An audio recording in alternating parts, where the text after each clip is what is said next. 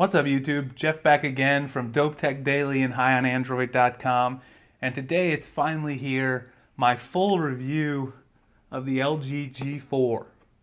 Now I've had the LG G4 for quite a while. As you guys know, you remember seeing me unbox it. I bought this phone the very first day that it came out from T-Mobile and unboxed it right away. So I've been using it for almost 2 months now, I guess probably about 6.5, 7 weeks. So you might wonder, why did I take so long to actually get to do the review? Well, that's a fair question, I think.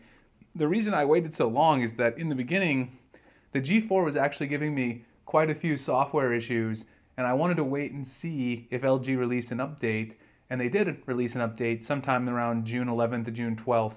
So I wanted to wait an additional month or so using the phone with the new update to see if it took care of some of the software stuttering and lag problems that I was having. So now I'm going to go through and do the review. I'll talk a little bit more about that later. So let's jump right into the review of this phone.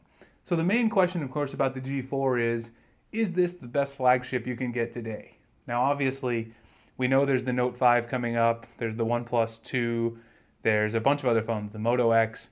But is this the best phone you can go out and get today? And the main competition, of course, is the Galaxy S6. So I'm going to keep that in mind throughout the video as we sort of go forward. So just a reminder, a few specs on this phone. Has the Qualcomm Snapdragon 808 processor, has Android 5.1 Lollipop, 5.5-inch Quad HD IPS quantum display, that's 2560 by 1440, and 538 ppi. It's got 32 gigabytes of storage built in, of which you can get about 23, I believe, out of the box. 3 gigabytes of RAM. It does take a micro SD card up to 128 gigabytes.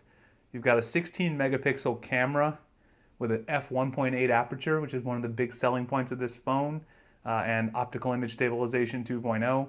You've got 8 megapixel camera with an f2.0 aperture on the front of the phone, a 3000 milliamp hour removable battery, and it's a pretty light phone, 155 grams. Of course, you've got all your Wi-Fi, your Bluetooth, and it comes in a couple different variants with leather back or ceramic back in various colors. You can get them in pretty much any color you want. So the first thing I want to talk about is the build of the phone. And of course, I'm going to be talking about this particular G4 that I have because it's the one I've been using.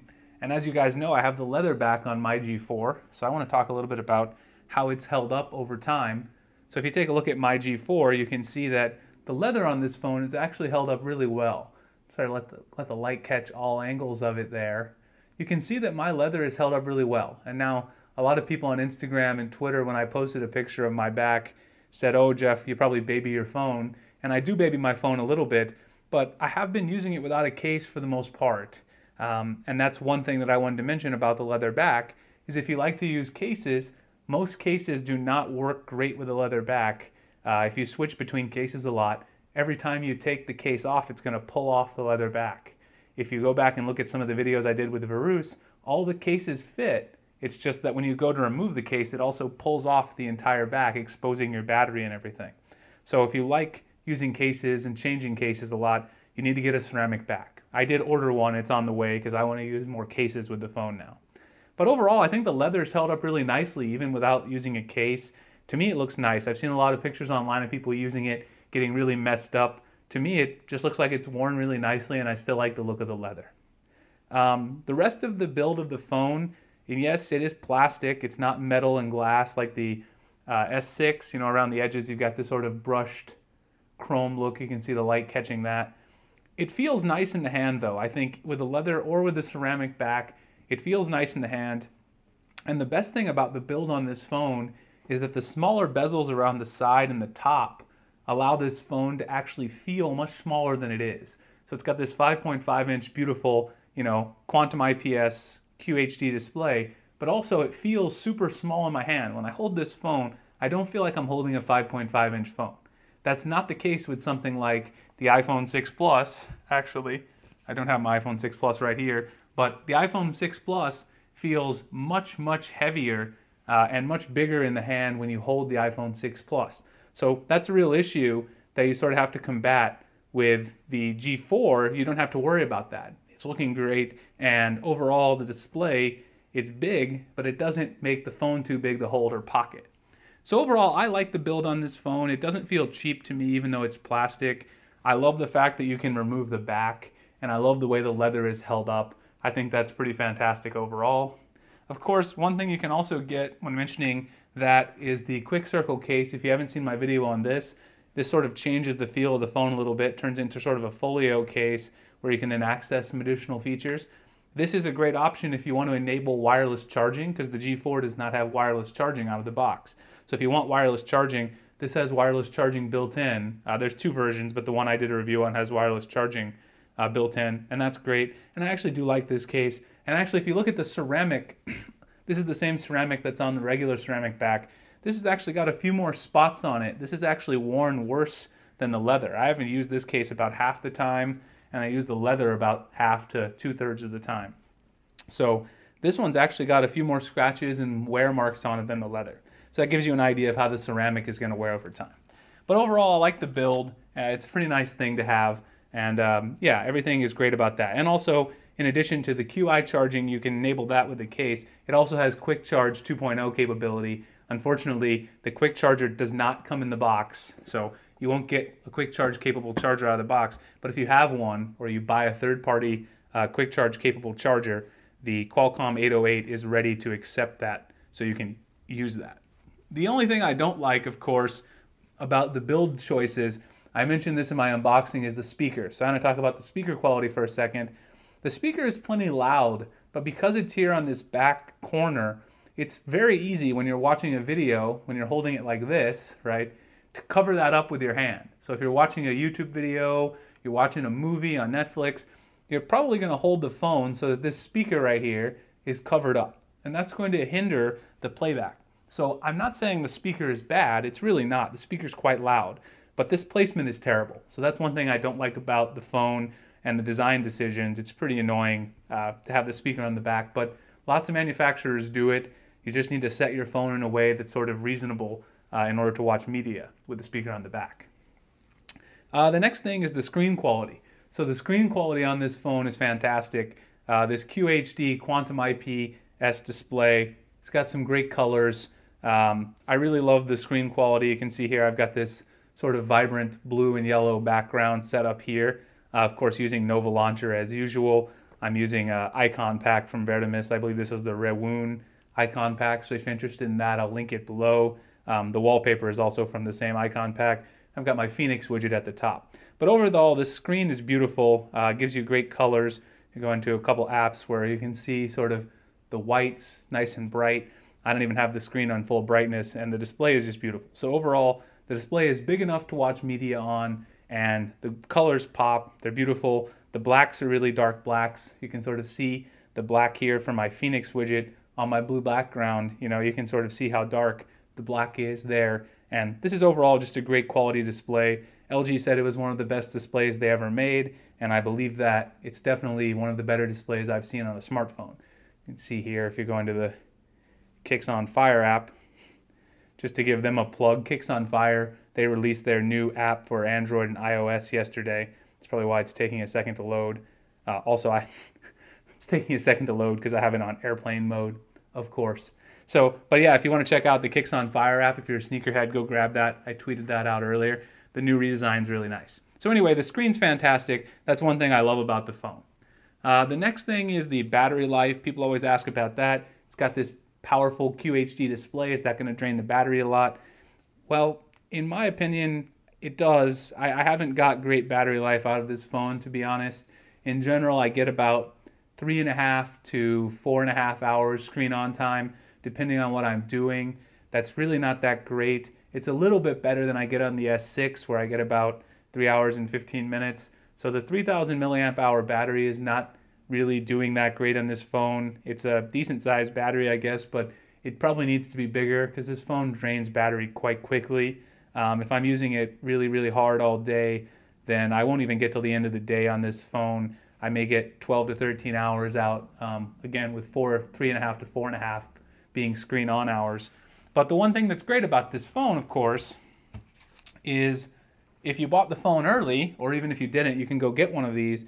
You can buy yourself an extra battery with one of these little battery chargers right here. I got this one for free as part of the LG promotion. And then you can just stick it in here, charge up the battery, which is what I do, and then when you're ready, just take the battery out, and of course, as you all know, you can then take your cover off. Even the leather cover comes off really easy. Just remove this battery, throw in your new battery, and then you're good to go. So even though it doesn't have, I actually just changed them out, even though it doesn't have the most amazing battery life in the world, I still have to give the G4 a win here over the S6. Not only is it a longer lasting battery than the S6, probably by about 30 minutes, but you also have this removable battery so you can switch your battery at any time. So if you buy an extra battery, you can essentially have 6,000 milliamp hours a day, which means you can just switch it, and I can easily get, 24 hours if I need to out of the 2 batteries. Definitely not out of 1, but if I have both, easily get a full day of use. So the battery life is not that great, but having the removable battery is definitely a win. Going right along with that, the other thing I love about the phone is expandable storage. So the other thing I got, another promotion that T-Mobile had going on, I got this free 128 gigabyte SD card, and I actually got a 32 gigabyte one as well. I got 2 SD cards when I bought the phone, but you can expand your storage. So if you need more storage than the 32 gigabytes, there's only about 23 or 24 available, you can go out and buy a big SD card like this one. This is a 128 gigabyte one, or the 32 gigabyte one I have in here, and then you'll have more storage, and you don't have to worry about the fact that there's only 23 or 24 gigabytes available. You can expand the storage, unlike on the S6. All right, YouTube, sorry about that. I'm always getting interrupted when I do these longer videos. Someone's at the door, of course, usually someone from UPS or FedEx getting another package, stuff to review later. Sorry about the break. Anyway, I was saying before I left, the expandable storage is a huge win. Pop off your back cover, pop in an SD card, and you're good to go. Up to 128 gigabytes. So no one's gonna have a problem with 128 gigabytes. Even if you do, if you carry a lot of movies around, carry one 128 gigabyte SD card for your movies. Put all of your other apps, photos, music on another one. You can have as many as you want. They're tiny. You just carry them around with you, and you're set. So again, the Galaxy S6 doesn't have a removable back, so you can't do that. You're gonna lose this battery and SD capability with the S6. So the fact that the G4 kept that, I think that's awesome. I really like that, and I'm willing to sacrifice the glass and metal construction for that. All right, the next thing I want to talk about is a big one, and that's the software. So this is one of the reasons I actually waited to do this review. The software on this phone, I really like a lot of the features. You saw one of them there. The double tap to wake is one of my favorite features. I think every phone should have that. I use it because I never use the back button to turn it on, or the power button when I have that feature. The software is really nice. Let me go in here really quick and show you guys what it looks like in the actual home screen. Right now I have Nova on here, so of course it looks like Nova Launcher. So actually, the LG launcher is one of my favorite stock launchers. It does look pretty similar to Nova, actually. It doesn't look too crazy like TouchWiz. I don't like TouchWiz at all. I don't really necessarily like these colored folders. They're okay. I kind of like everything to look the same, which is why I did install Nova. And I also like custom icon packs, of course. You can do theming, of course, but I'd rather do my own theme with icon packs from the Play Store. A couple features they have in here, of course. You'll remember I showed some of these earlier. They had this smart bulletin or smart board. Swipe to the right. I actually turned it off. I didn't use it that much, so I didn't love that feature. The software overall is pretty good. It's not nearly as heavy as TouchWiz in my opinion, and it has some features in it that you want to use. They added in if you double click the camera on the back, it'll automatically open it and take a picture. So you can automatically take a picture with your camera really quick. So of course Samsung added that on the S6, so that's nothing really that revolutionary, but I do like the double tap the volume down button to open the camera. There also is a selfie mode in the camera. They've added that. I'm going to talk more about the camera in a second. So let me just say a little more about their software. Overall, the software experience is nice. They didn't add a lot of features from UX 3.0 to UX 4.0. They streamlined some of the apps. They did take out the stock internet browser, which was fine because everybody uses Chrome anyway. They added some theming options. Again, they added in the smart bulletin, the smart board, which I again turned off because I didn't like it all that much. A few things like smart cleaning, a few other features that I don't necessarily use because, again, I'm more of a pro user. I want to do all of those type of things on my own. I can purge apps that I don't want. I don't need any help with that. I like the weather widget a lot that LG has here on the home screen. So, that's definitely a nice touch. But overall, they didn't change a whole lot in the software. They cleaned it up, made it a little more material looking. I actually think it looks a little more like the AOSP launcher, but some people might disagree. I definitely think it looks a lot more like it than TouchWiz, and it's a lot less heavy than TouchWiz. So overall, I like what LG did. I'm not using it. I'm using Nova instead, mainly because I, again, want to use custom icons and all of these things. So the software is great, but in the beginning, I did have some problems with lag. So if you open up my running apps, right now I've got quite a few apps running. When I was originally using the phone, when I opened up apps, so if I open up apps now with the internet, they're going to open up, not show any pages because I don't have any internet right now, but it's going to give me an error. But you can see right now they're all opening really quickly. When I actually originally got the phone and I tried to use a whole bunch of apps at once, the apps would actually lag and have all these multi-touches. It would register touches that I didn't actually do. It was incredibly annoying, and I was having to go in here and hit the clear all button a whole bunch in order to use my phone. That's just not acceptable on a flagship phone. You should, of course, you're going to have some lag, but all these multi-touches and inputs, even if I'm running a bunch of apps, maybe the speed at which the apps open will go down on the Samsung phone or any other phone. But I've never had so many multi-touch gesture problems as I had with the G4 in the beginning. Now, thankfully, I can tell you that those problems appear to be gone after the software update that they released in early June. So that's one of the reasons I waited to do this review. And you can see now all of these apps I have are just opening. They just open flawlessly now. There's really no problem at all. All of my apps just open with no issue. So it appears the software update, which was about 120 megabytes if I remember right, fixed a lot of these multi-touch problems and super lag problems when you were try to run a bunch of apps at once. At least I've experienced that. It's improved for me. So overall, I would give the software sort of streamlined functionality a really good score for LG. The Snapdragon 808 seems to be working well. I guess there was just a software bug in the beginning, but now the phone's actually running really smoothly, and I can actually say that it does lag a lot less than the S6 if you try to run a bunch of apps. So it is actually a little bit less laggy than TouchWiz if you're using the stock launcher on both of the phones.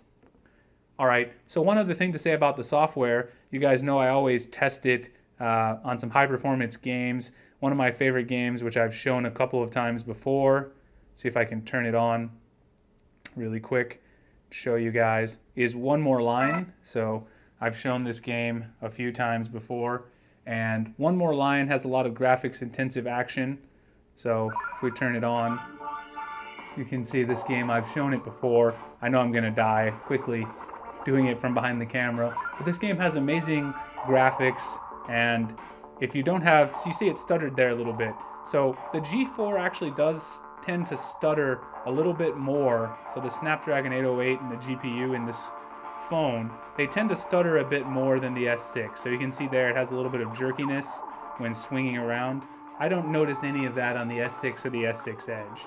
So in terms of high performance games that have a lot of motion graphics and vector graphics, this phone does tend to stutter a little bit more. Now, does it stutter so much that it's annoying, makes the games unplayable? No, absolutely not. But it's not quite as smooth as the S6, so I want to mention that. So that's one place where I would give Samsung the advantage.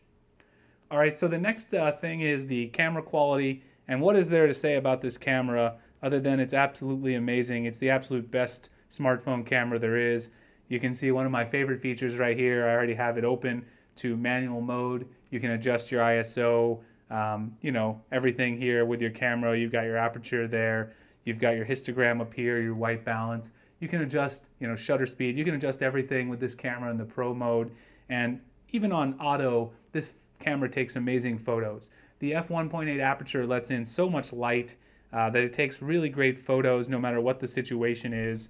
And this is one place where I would say the G4 actually excels over the S6 because the S6 has an amazing camera. But if you take a lot of pictures inside or in low light, the G4 just does a much better job in those situations where you need this low light capture. So yes, both of them work great outside. In fact, the S6 actually tends to do a little truer reproduction outside, I think, whereas the G4 might over sharpen some things. But if you take a lot of inside photos like I do, and a lot of people do, selfies inside, anything that you take sort of inside, I found the G4 does better with the back and the front facing camera, especially the back camera with the f1.8 aperture. So let me quickly turn on the internet, and I'm going to show you guys, probably going to get a bunch of notifications. I'll show you guys a couple pictures you can go take a look at on my Instagram. So if you want to follow me, the link's down below. I took a bunch of pictures with the G4 and posted them on Instagram. It's just loading really quick. It's connecting to the internet. So let me go back. So you can see right there, it did it. So it's not completely gone, as you can see. So after I'm connecting, it won't open the folder, and it just registered a double tap while I was trying to open the folder. And so that's exactly what I was talking about. And see, then it takes you back to the home screen. That's one thing I do not like, and that's one issue that I had. I haven't experienced that a lot, probably because I was connecting, it was syncing a lot of stuff, but you can see that right there. That's the kind of lag I experienced early, and you can see it's not all completely gone. So a few photos I took with the G4 early on. You can take a look at some of them.